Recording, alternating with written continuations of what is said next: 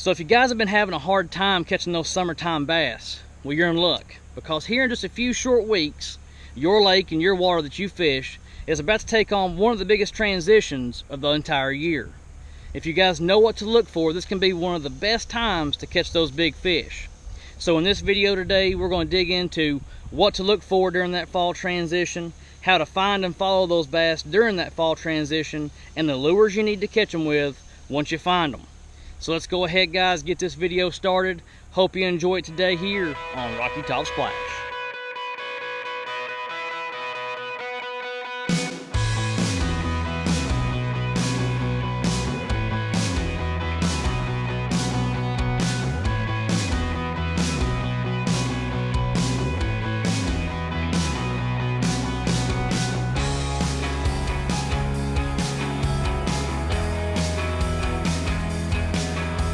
So the first thing we're going to dig into, guys, is we're going to explain how the fall season, that fall transition, is different than the season we're coming out of.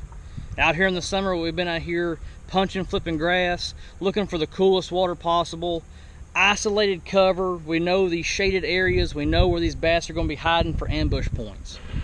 The biggest difference between the fall season, that fall transition, is the water temperatures. These water temperatures start to come down out of the high 80s and 90s, and what this does, it makes all these bait fish just scatter out. You never know where they're going to be. You may catch yourself out here fishing topwater in 30 foot of water because you see a bunch of fish busting, and that's what you want to do. You have to find those bait fish, and there's key things that you can look for during this season to find those bait fish. The number one thing you're going to be looking for every single day you come out here is going to be current.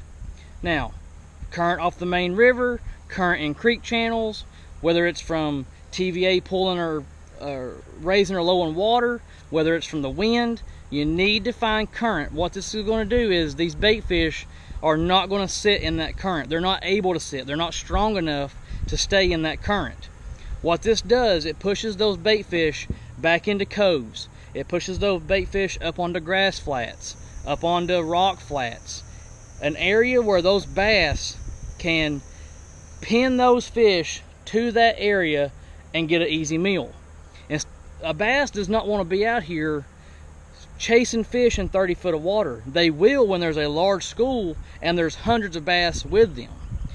But if there's just a few bass in the area, they will follow that current and they will go to these key areas that I just mentioned, like a rock wall or bluff walls. Grassy flats, shallow pockets that these fish can come out of deep water up onto these flats and get these bait fish. So how do you find those areas? Well, if you guys haven't seen it already, the video that I just did about creek channels, that's going to help you follow these bass in the fall transition. These creek channels come around bends, they break around rock walls. Those creek channels are easy depth changes from deep water to shallow water, or shallow water to deep water. It gives these bass a hiding area to come from deep to shallow and get those fish.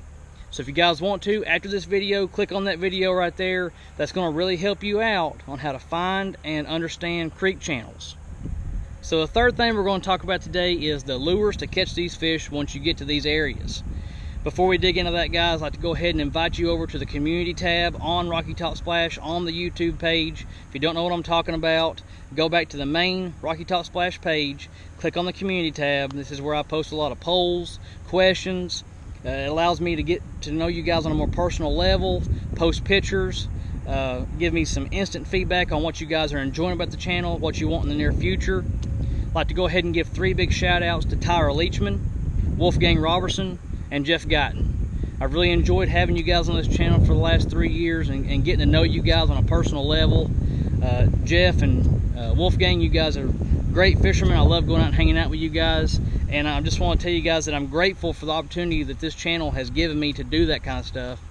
I never thought that it would turn into that, but I'm really grateful for having you guys as friends and being out here on the water with you guys.